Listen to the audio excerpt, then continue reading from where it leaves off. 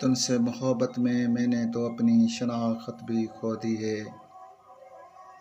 तुमसे मोहब्बत में मैंने तो अपनी शनाख्त भी खो दी है।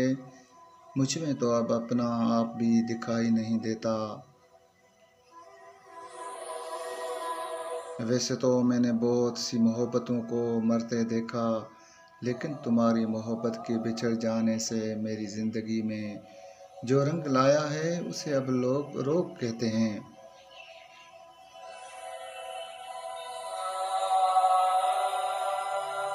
एक ऐसा रोग जो ताउम्र मेरे साथ रहेगा। मैं जानती हूँ तुमसे जुड़ी कुछ चीज़ें, कुछ यादें मुझे बहुत तकलीफ़ देती हैं।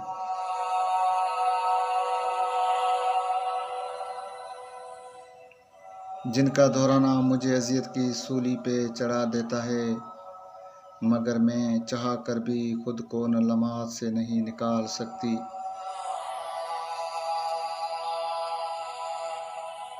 काश मुझे तुमसे मोहब्बत ही न होती, काश मुझे तुमसे मोहब्बत ही न होती, मगर मोहब्बत करते थोड़ी ना ये तो हो जाती है, बस यूं ही चुपचाप।